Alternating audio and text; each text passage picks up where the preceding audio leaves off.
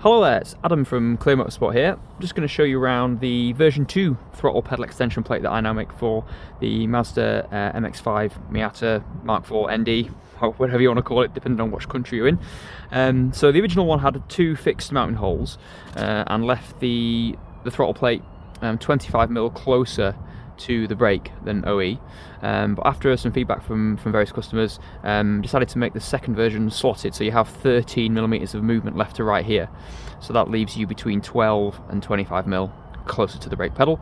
And also, particularly on the AE30 car, which has got the Brembo front brakes, one chap mentioned that he thought the pedal could do with coming slightly closer to him, so we've now got these spacers that come included with the kit and some longer bolts, which you can put between the OEM pedal and the extension, like so, and then just stack up. So these are 3mm thick, there's two of them, two top and two bottom in each kit, so you can move the throttle pedal away by 6mm as well if you wish.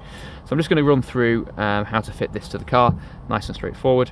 So a 10mm socket, small flat blade screwdriver, 8mm socket, preferably a very thin one, or a set of needle nose pliers, 3mm Allen key, and a 5mm drill bit.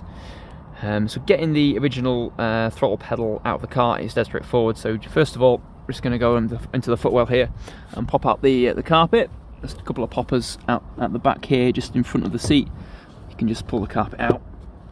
1, 2, and it comes. There we go. Move the carpet out of the way. And then if you look down the left hand side of the throttle pedal assembly, there's two little black caps here. Just prise those out. They're both the same, and when they go back in they can go either way up. And then a 10mm ratchet will pull out these two bolts on the side of the pedal. Hopefully you can see okay. It's a bit awkward working in the footwell with a camera on my head, but fingers crossed you get the idea. Pretty straightforward. They're not too tight.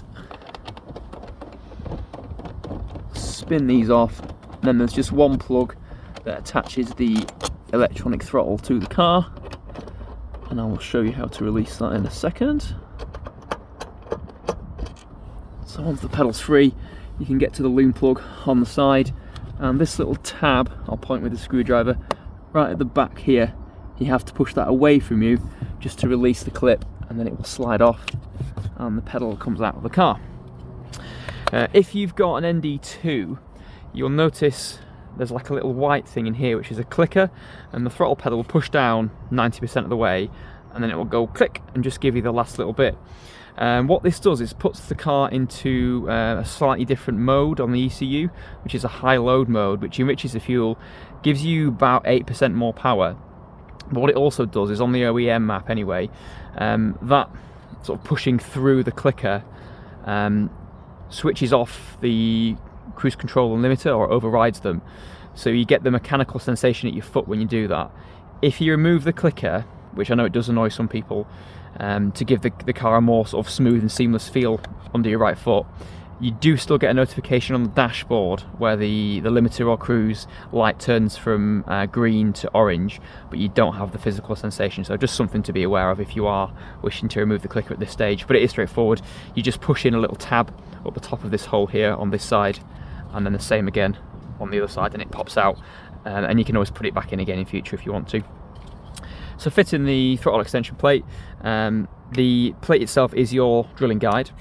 So if you line up the top edge and the right hand edge with the OEM pedal assembly, you drill your two holes on the very right hand edge of the slot, so one at the top there, and I'll probably just do one at the top to start with, put your bolt in, and then you've got the option to rotate the assembly to get it dead square, and then do your second hole, and then do your second bolt.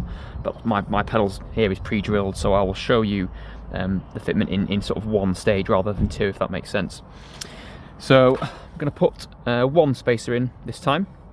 Your top bolt is the one with the washer and the nylock nut, so it's got a little blue ring in there, and that just stops the bolt from vibrating loose over time. And then the bottom one is a plain nut, which is a little bit smaller. Hopefully you can see that on camera. So all you would do is pop your bolt through.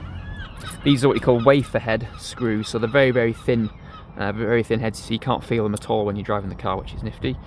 Through the hole that you've just created, pop your washer on, nylock nut on the top, 3mm Allen key, and 8mm socket. That should go in the back there. If you haven't got quite enough space for your socket to go in, you can just use a pair of needle nose pliers and just squeeze them in there.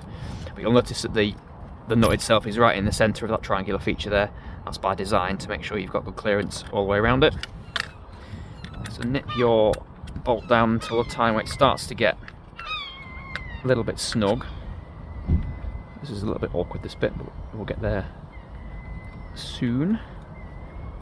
And then you've got the option to rotate the pedal plate to get this edge square, and also the spacer that sits underneath. It follows the exact contour of the pedal itself, so when it's rotated into position it is completely hidden, and hopefully you can see that there. But if you do slide the pedal all the way across to the sort of minimum distance, the back of the spacer plates are fully supported. So once that's all lined up, make sure that the pedal plates completely parallel with the outside of the original pedal. Pop your second hole in there, much better than I've done.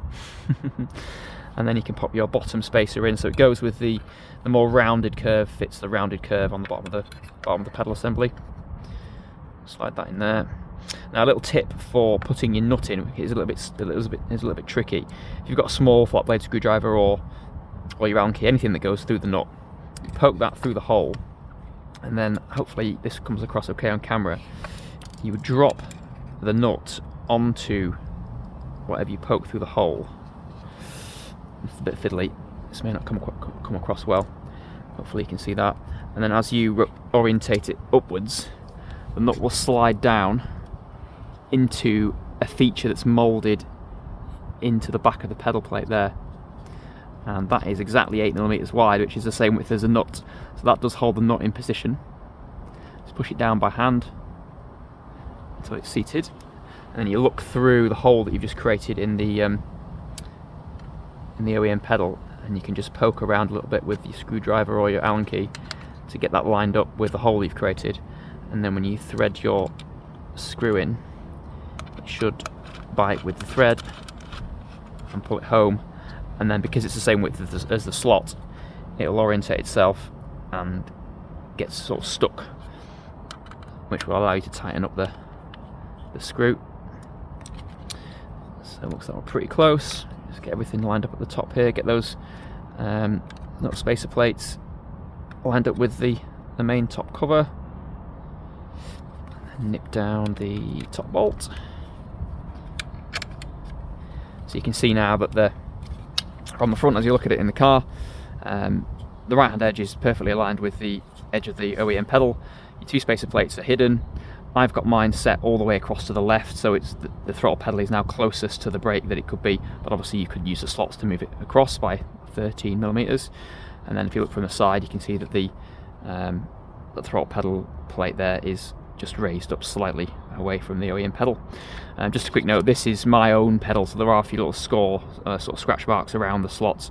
The ones that you purchase obviously brand new, and the left hand edge here is just sort of burnished off to take off the sharp edge from laser cutting, because these are laser cut in a factory about half a mile that way, from 304 grade stainless steel, so they're really hard wearing. This has been on my car a couple of months now, and you could, other than the marks around the bolt holes, you can't tell it's been used, which is really nice.